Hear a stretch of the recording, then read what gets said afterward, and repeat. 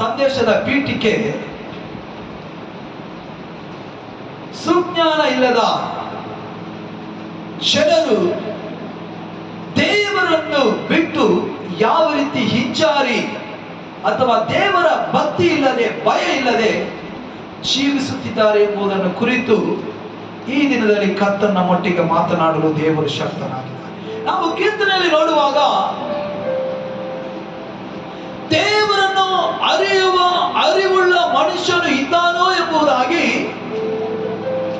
ದೇವರು ಪರಲೋಕದಿಂದ ಭೂಮಿಯ ಮೇಲಿರುವ ನರಪುತ್ರರನ್ನು ದೃಷ್ಟಿಸಿ ನೋಡುವಂತವನಾಗಿ ಕಾಣ್ತಾನೆ.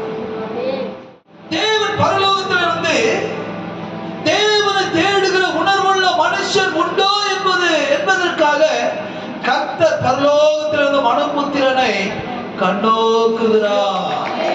அவர் ஒவ்வொரு நாளும் நம்மை உற்று பார்க்கிற தேவனா இருக்கிறார். அவர் ஒவ்வொரு நாளும் நம்மை ಗಮನಿக்கிற ದೇವனா இருக்கிறார். ಒಂದೊಂದು ದಿನವೂ ದೇವರು ನಮ್ಮನ್ನು ಸೂಕ್ಷ್ಮವಾಗಿ ಗಮನಿಸುವಂತ ದೇವರಾಗಿದ್ದಾರೆ. ಒಂದೊಂದು ದಿನವೂ ಅವರು ಪ್ರತಿ ದಿನ ನಮ್ಮನ್ನು ಆತನ ಗಮನಕ್ಕೆ ತಂದು ನಮ್ಮನ್ನು ನೋಡುವಂತ ದೇವರಾಗಿದ್ದಾರೆ. ದೇವರ ವಾಕ್ಯ ಹೇಳ್ತದೆ, ಓದಪ್ಪ ವಾಕ್ಯನ. ಅವರು ಆಲೋಚನೆ ಇಲ್ಲದ ಜನರು ಅವರಿಗೆ ಸ್ವಲ್ಪವಾದರೂ ವಿವೇಕ ಎಂಬುದಿಲ್ಲ. ದೇವರ ಮಕ್ಕಳೇ, ನಾವು ಎಷ್ಟರ ಮಟ್ಟಿಗೆ ದೇವರ ಮುಂದೆ ಆಲೋಚನೆ ಉಳ್ಳವರಾಗಿದ್ದೇವೆ? ನಮ್ಮ ಆಲೋಚನೆ, ನಮ್ಮ ಬುದ್ಧಿ, ನಮ್ಮ ಕಾರ್ಯಗಳು ಸರಿಯಾಗಿದ್ದರೆ ಪ್ರತಿ ದಿನ ದೇವರನ್ನು ಹುಡುಕಿ ಹುಡುಕಿ ಹುಡುಕಿ ದೇವರ ಸಮ್ಮುಖದಲ್ಲಿ ಬರ್ತಾ ಇದ್ದೋ. ಇಸ್ರಾಯೇಲ್ ಜನರನ್ನು ಕುರಿತು ದೇವರು ಹೇಳ್ತಾ ಇದ್ದಾರೆ, ಅವರು ಬುದ್ಧಿಹೀನರು. ಕಾರಣ, ಐಗುಪ್ತ ದೇಶದಲ್ಲಿ 430 ವರ್ಷ ಗುಲಾಮರಾಗಿದ್ದ ಕಾರಣ ಐಗುಪ್ತರು ಅವರನ್ನು ಹಿಂಸಿಸಿ ಹೊಡೆದು ಅವರನ್ನು ಸಾಯಿಸಿ ಅನೇಕರನ್ನು ಕೊಂದು ಹಾಕಿದರು ಕೂಡ ಅವರು ಕಣ್ಣೀರಿಟ್ಟು ನನ್ನನ್ನು ಬೇಡಿಕೊಂಡ ಕಾರಣ ನಾನು ಮನಮರುಗಿ ಇಸ್ರಾಯೇಲರನ್ನು ಐಗುಪ್ತ ದೇಶದಿಂದ ನಾನು ಬಿಡಿಸಿದೆನು. ಚೆನ್ನಾಗಿ ತಿಳ್ಕೊಳ್ಳಿ ದೇವರ ಮಕ್ಕಳೇ, ದೇವರು ಹೇಳುವಂತ ಮಾತನ್ನು ಗಮನಿಸಿರಿ.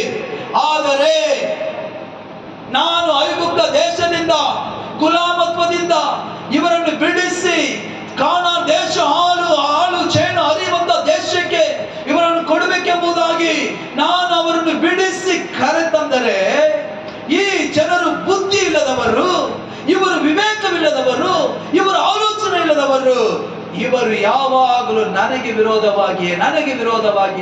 ವಿರೋಧವಾಗಿ ತಿರುಗಿ ಬೀಳುವಂತ ಜನರಾಗಿ ಕಾಣಲ್ಪಡ್ತಾ ಇದ್ದಾರೆ. ನಮಗೆ ಜೀವ ಕೊಟ್ಟು, ಕೆಲಸ ಕೊಟ್ಟು, ಬಲ ಕೊಟ್ಟು, ಆರೋಗ್ಯ ಕೊಟ್ಟು, ಹೆಂಡತಿ ಕೊಟ್ಟು, ಮಕ್ಕಳು ಕೊಟ್ಟು, ಮನೆ ಕೊಟ್ಟು ಈ ಲೋಕದಲ್ಲಿ ನಾವು ಗಣ್ಯರಾಗಿ ಜೀವಿಸುವುದಕ್ಕೆ ನಮಗೆ ಒಂದು ಘನತೆಯನ್ನು ಕೊಟ್ಟಂತ ದೇವರಿಗೆ ನಾವೇನ್ ಕೊಡ್ತಾ ಇದ್ದೇವೆ? ಪ್ರತಿದಿನ ನಮ್ಮನ್ನು ಗಣನೆಗೆ ತೆಗೆದುಕೊಂಡು, ಪ್ರತಿದಿನ ನಮ್ಮ ಬಗ್ಗೆ ಯೋಚಿಸಿ, ಪ್ರತಿದಿನ ನಮ್ಮನ್ನು ಆವರಿಸಿಕೊಂಡು, ನಾವು ಮಲಗಿದರು, ಕುಳಿತುಕೊಂಡರು, ನಿದ್ದೆ ಮಾಡಿದರು, ಯಾವುದು ಕೂಡ ನಮ್ಮನ್ನು ಮುಟ್ಟಬಾರದು ಎಂಬುದಾಗಿ ನಮ್ಮನ್ನು ಕಾಯ್ದು ಕಾಪಾಡುವ ದೇವರಿಗೆ ನಾವೇನ್ ಮಾಡ್ತಾ ಇದ್ದೇವೆ? ಇಸ್ರಾಯೇಲ್ ಜನಗಳ ಕುರಿತು ಕರ್ತರು ಹೇಳಿದ, அவர் யோசனை கெட்ட ஜனங்க, யோசனை இல்லாத ஜனங்க. அது மாத்திரமல்ல, அவர்களுக்கு உணர்வு இல்லை. ಇಸ್ರಾಯೇಲ್ ಜನರು ಬುದ್ಧಿಹೀನರಾಗಿ ದೇವರಿಗೆ ವಿರೋಧವಾಗಿ ಆಗಾಗ ದೇವರಿಗೆ ವಿರೋಧವಾಗಿ ಮಾತನಾಡಿದರು. ಅರಣ್ಯಕಾಂಡ 15ನೇ ಅಧ್ಯಾಯದಲ್ಲಿ ಗಮನಿಸಿ ಓದಬೇಡ್ರಿ. ಅಲ್ಲಿ ಇಸ್ರಾಯೇಲ್ ಜನರು ದೇವರಿಗೆ ವಿರೋಧವಾಗಿ ಗುಣಗುಟ್ಟುತ್ತಾ ಮೋಶೆಗೆ ವಿರೋಧವಾಗಿ ಗುಣಗುಟ್ಟಲು ಪ್ರಾರಂಭ ಮಾಡ್ತಾರೆ. ಇವರು ನೋಡ್ರಿ, ಕಾನಾನ್ ದೇಶದಿಂದ ಅರಣ್ಯದಲ್ಲಿ ಕರೆದುಕೊಂಡು ಬರುವಾಗಲ್ಲ ದೇವರು ಅನೇಕ ರೀತಿಯಾದಂತ ಉಪಕಾರಗಳನ್ನು ಮಾಡಿ, ಒಳ್ಳೆಯ ಊಟವನ್ನು ಕೊಟ್ಟು, ಒಳ್ಳೆಯ ನೀರನ್ನು ಕೊಟ್ಟು, ಅವರ ಬಟ್ಟೆಗಳು ಹಳೆಯದಾಗದ ಹಾಗೆ, ಅವರ ಚಪ್ಪಡಿಗಳು ಸವದು ಹೋಗದ ಹಾಗೆ, ಅವರನ್ನು ಕಾನಾನ್ ದೇಶದಲ್ಲಿ ಹಗಲಲ್ಲಿ ಮೇಘಸ್ತಂಭವಾಗಿಯೂ ಇರುಳಲ್ಲಿ ಅಗ್ನಿಸ್ತಂಭವಾಗಿಯೂ ಜೊತೆಯಲ್ಲಿದ್ದು ನಡೆಸುವಂತ ಜನರು ದೇವರಿಗೆ ವಿರೋಧವಾಗಿ ಗುಣಗುಟ್ಟುವುದಕ್ಕೆ ಪ್ರಾರಂಭ ಮಾಡಿದರು. ಮೋಶೆಗೆ ವಿರೋಧವಾಗಿ ಗುಣಗುಟ್ಟುವುದಕ್ಕೆ ಪ್ರಾರಂಭ ಮಾಡಿದರು. ಮೋಶ ದೇವರಿಂದ ಕರೆಯಲ್ಪಟ್ಟಂತ ಮನುಷ್ಯ, ಮೋಶ ದೇವರ ಅಭಿಷೇಕವನ್ನು ಹೊಂದಿದಂತ ಮನುಷ್ಯ, ಮೋಶೆಗೆ ವಿರೋಧವಾಗಿ ದೇವರಿಗೆ ವಿರೋಧವಾಗಿ ಗುಣಗುಟ್ಟುವಾಗ ಮೋಶೆ ಗುಣಗುಟ್ಟಿದ ಮನುಷ್ಯರಿಗೆ ವಿರೋಧವಾಗಿ ಎದ್ದಿಲ್ಲ, ಮಾರಾಗಿ ಆ ಮನುಷ್ಯರಿಗೆ ದೇವರ ಮುಂದೆ ಮೊಣಕಾಲೂರಿ ಪ್ರಾರ್ಥನೆ ಮಾಡುವಾಗ ದೇವರು ಮೋಶೆ ಹೇಳ್ತಾ ಇದ್ದಾರೆ, ಮೋಶೆ, ಈ ಜನರು ಬುದ್ಧಿಹೀನರಾಗಿ, ಬುದ್ಧಿ ಇಲ್ಲದವರಾಗಿ ನನಗೆ ವಿರೋಧವಾಗಿ ಎದ್ದಿದ್ದಾರೆ. Hallelujah, hallelujah.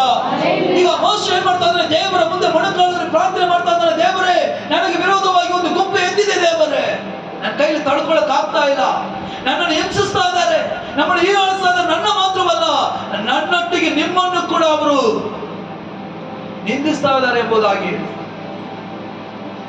ಆಗ ನೋಡಿ, ದೇವರು ಮೋಶೆಗೆ ಹೇಳಿದ ಮಾತು, ನೀನು ಅವರಿಗೆ ಎದುರಾಗಿ ಯುದ್ಧ ಮಾಡಬೇಡ, ನಾನು ಯುದ್ಧ ಮಾಡ್ತೇನೆ. ಯಾವ ರೀತಿ? ಯಾರೆಲ್ಲ ನಿನಗೆ ವಿರೋಧವಾಗಿ ನಿಂತಿದ್ದಾರೋ ಅವರನ್ನೆಲ್ಲ ಸಪರೇಟ್ ಆಗಿ ಒಂದು ಗುಂಪು ಮಾಡು. ಚೆನ್ನಾಗಿ ಗಮನಿಸಿರಿ, ಅವರನ್ನೆಲ್ಲ ಸಪರೇಟ್ ಆಗಿ ಒಂದು ಗುಂಪು ಮಾಡು. ಅವರನ್ನು ಮಾತ್ರವಲ್ಲ, ಅವರ ತಂದೆ ತಾಯಿಗಳು, ಅವರ ಅತ್ತೆ ಸೊಸೆಯಂದಿರು, ಅವರ ಅಣ್ಣ ತಮ್ಮಂದಿರು, ಅವರ ಅಕ್ಕ ತಂಗಿರು, ಅವರ ವಂಶದವರು ಯಾರೆಲ್ಲ ಇದ್ದಾರೆ ಅವರೆಲ್ಲರನ್ನು ಒಂದು ಗುಂಪು ಮಾಡು. ಬರೀ ದೇವರಿಗೆ ವಿರೋಧವಾಗಿ ಮೋಶೆಗೆ ವಿರೋಧವಾಗಿ ನಿಂತ ಜನರು ಮಾತ್ರವಲ್ಲ, ಅವರ ಕುಟುಂಬದವರೇ, ಅವರ ವಂಶದವರೆಲ್ಲರನ್ನು ಕೂಡ ಸಪರೇಟ್ ಆಗಿ ನಿಲ್ಲಿಸು, ಗುಂಪು. ಈಗ ಮೋಶೆ ಹೇಳ್ತಾ ಇದ್ದಾರೆ, ದೇವರೇ, ನೀನು ಹೇಳಿದ ಹಾಗೆ ನಾನು ಮಾಡಿದ್ದೇನೆ. ಈಗ ಈ ಜನರು ನನಗೆ ವಿರೋಧವಾಗಿ ಗುಣಗುಟ್ಟಿದ್ದ, ನಿಮಗೆ ವಿರೋಧವಾಗಿ ನಿಂದಿಸುವಂತ ಜನರು ವಂಶವಾಗಿದೆ ಎಂಬುದಾಗಿ ಹೇಳಿದ ಕೂಡಲೇ ಚೆನ್ನಾಗಿ ಗಮನಿಸಿರೆ, ದೇವರು ಮಾಡಿದ ಒಂದೇ ಒಂದು ಕಾರ್ಯ. Hallelujah, hallelujah. ಏನ್ ಮಾಡಿದ್ರು ಗೊತ್ತಾ? ಕ್ಷಣ ಮಾತ್ರದಲ್ಲಿ ಭೂಕಂಪವಾಗಿ ಭೂಮಿ 2 ಭಾಗವಾಗಿ ವಿಂಗಡವಾಯಿತು. ಹಲ್ಲೆಲೂಯಾ. ಯಾರು ದೇವರಿಗೆ ವಿರೋಧವಾಗಿ ಮೋಶೆಗೆ ವಿರೋಧವಾಗಿ ನಿಂತಿದ್ರು ಆ ಜನರ ಗುಂಪು ಪಾತಾಳದೊಳಗೆ ಹಾಗೆ ಒಳಗಡೆ ಭೂಕಂಪವಾದ, ಭೂಮಿ 2 ಆಗಿ ಸೀಳಿದ ಕೂಡಲೇ ಅವರೆಲ್ಲರೂ ಕೂಡ ಒಳಗೆ ಹೋದ ಮೇಲೆ ಭೂಮಿ ಮುಚ್ಚಿಬಿಡ್ತು. ದೇವರು ಭೂಕಂಪದ ಮೂಲಕವಾಗಿ ಜನರನ್ನ ನಾಶ ಮಾಡಿಬಿಟ್ರು. 3ನೇ ಅಧ್ಯಾಯ 12-14. ನೋಡು, ನಿನಗೆ ಜ್ಞಾನವನ್ನು ವಿವೇಕವನ್ನು ಅನುಗ್ರಹಿಸಿದ್ದೇನೆ. ಸಾಕಪ್ಪ. ಇಲ್ಲಿ ಸಾಲೊಮೋನನಿಗೆ ದೇವರು ಕೊಟ್ಟಂತ ಕಾರ್ಯವನ್ನು ನಾವು ಗಮನಿಸುವಾಗ, ಸಾಲೊಮೋನನು ನಿದ್ರೆ ಮಾಡುವಂತಹ ಸಮಯದಲ್ಲಿ ಕನಸಿನಲ್ಲಿ ದೇವರು ಅವನ ಮುಂದೆ ತೋರ್ಪಡಿಸಿಕೊಳ್ತಾ ಇದ್ದಾನೆ. ದೇವರು ಅವನಿಗೆ ತೋರ್ಪಡಿಸಿಕೊಂಡ ಕಾರಣ ಸಾಲೊಮೋನನಿಗೆ ದೇವರು ಹೇಳ್ತಾ ಇದ್ದಾರೆ, ನಿನಗೆ ಏನು ಬೇಕು ಎಂಬುದಾಗಿ ಹೇಳು, ನಾನು ನಿನಗೆ ಕೊಡ್ತೇನೆ. ಹಲ್ಲೆಲೂಯಾ. ಮೊದಲು ಸಾಲೊಮೋನನಾಗಿದ್ದ. ದೇವರ ಜ್ಞಾನ ಬಂದ ಮೇಲೆ ಅವನು ಸಾಲೊಮೋನನ ಜ್ಞಾನವುಳ್ಳವನಾಗಿ ದೇವರು ಅವನ್ನ ಬದಲಾಯಿಸಿದ. ಹಲ್ಲೆಲೂಯಾ. ಈಗ ದೇವರ ಮುಂದೆ, ಸಾಲೊಮೋನನ ಮುಂದೆ ದೇವರ ಮುಂದೆ ಕೇಳ್ತಾ ಇದ್ದಾರೆ, ನನಗೆ ಏನ್ ಬೇಕು?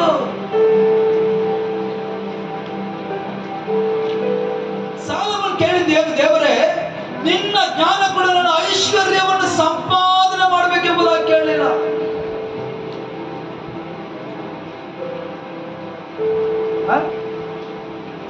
ದೇವರೇ, ನಾನು ಐಶ್ವರ್ಯವನ್ನು ಸಂಪಾದನೆ ಮಾಡಬೇಕು, ಅಥವಾ ನಾನು ಒಂದು ದೊಡ್ಡ ಬಂಗಲೆ ಕಟ್ಟಬೇಕು, ಅಥವಾ ಒಂದು ಇಂಜಿನಿಯರ್ ಆಗಿ ನಾನು ಬದಲಾಗಬೇಕು, ಅಥವಾ ನನಗೆ ಹಣ ಸೇರಿಸಿಕೊಳ್ಳುವುದಕ್ಕಾಗಿ ನನಗೆ ನೀನು ಒಂದು ಆಲೋಚನೆ ಕೊಡು, ಅಥವಾ ನಾನು ಯಾವ ರೀತಿ ಶ್ರೀಮಂತನಾಗಬೇಕೆಂಬುದಾಗಿ ನನಗೆ ಬದಲಾಯಿಸುವುದಕ್ಕೆ ನನಗೆ ಹಣ ಕೊಡು ಎಂಬುದಾಗಿ ಸಾಲೊಮೋನ ಕೇಳಲಿಲ್ಲ. ದೇವರೇ, ಈ ಜನರನ್ನು ನಾನು ಆಳ್ವಿಕೆ ಮಾಡಬೇಕು. ಯಾಕೆಂದ್ರೆ ನೀವು ನನ್ನನ್ನು ಆರಿಸಿಕೊಂಡಿದ್ದೀಯಾ ರಾಜನಾಗಿ, ಈ ದೇಶವನ್ನು ಆಳ್ವಿಕೆ ಮಾಡುವುದಕ್ಕೆ ನನ್ನನ್ನು ನೀನು ಆರಿಸಿಕೊಂಡಿದ್ದೀಯಾ. ಈ ಜನರನ್ನು ಆಳ್ವಿಕೆ ಮಾಡುವಂತ ಜ್ಞಾನ ನನಗೆ ಇಲ್ಲ. ಆದ್ದರಿಂದ ಇವರನ್ನು ಆಳ್ವಿಕೆ ಮಾಡುವಂತ, ಇವರನ್ನು ನಡೆಸುವಂತ, ಇವರಿಗೆ ಮಾರ್ಗ ತೋರಿಸುವಂತ ಜ್ಞಾನವನ್ನು ನನಗೆ ನನಗೆ ಕೊಡು. ಸಾಲಗೊಂಡು ಕೇಳ್ತಾ ಇದ್ದಾನೆ, ದೇವರೇ ನನಗೆ ಜ್ಞಾನ ಮಾತ್ರ ಕೊಡು. ಯಾವ ಜ್ಞಾನ? ದೇವರಿಗೆ ಮೆಚ್ಚುಗೆಯಾದ ಕಾರ್ಯವನ್ನು ಮಾಡುವಂತ ಜ್ಞಾನ, ದೇವರಲ್ಲಿ ಭಯಭಕ್ತಿಯನ್ನು ಉಂಟು ಮಾಡಿಕೊಳ್ಳುವಂತಹ ಜ್ಞಾನ, ದೇವರಿಗೆ ಭಯಪಟ್ಟು ನಡೆಯುವಂತಹ ಜ್ಞಾನ, ದೇವರ ಯಾರೊಟ್ಟಿಗೆ ಏನು ಮಾತಾಡಬೇಕು, ಯಾವ ರೀತಿ ನಡೆಯಬೇಕು, ಹೇಗೆ ನಾನು ಜೀವಿಸಬೇಕು, ಎಲ್ಲಿಗೆ ಹೋಗ್ಬೇಕು, ಎಲ್ಲಿಗೆ ಹೋಗಬಾರದು, ಏನನ್ನು ಮಾತಾಡಬೇಕು, ಏನು ಮಾತಾಡಬಾರದು, ಯಾರೊಟ್ಟಿಗೆ ಸೇರಬೇಕು, ಯಾರೊಟ್ಟಿಗೆ ಸೇರಬಾರದು, ಎಲ್ಲಿ ಕುಳಿತುಕೊಳ್ಳಬೇಕು, ಎಲ್ಲಿ ಕುಳಿತುಕೊಳ್ಳಬಾರದು, ಯಾವ ಸಮಯದಲ್ಲಿ ಏನ್ ನಡೀತದೆ ಗೊತ್ತಿಲ್ಲ, ಯಾವ ಸಮಯದಲ್ಲಿ ಏನೇ ನಡೆಯಲಿ. ಭಕ್ತನ ಹೇಳಿದಾಗಿ, ನಾನು ಸತ್ತರು ನಿನಗೆ ಸ್ತೋತ್ರ, ಬದುಕಿದ್ದರೂ ನಿನಗೆ ಸ್ತೋತ್ರ, ಸತ್ತ ಸಮಯದಲ್ಲಿ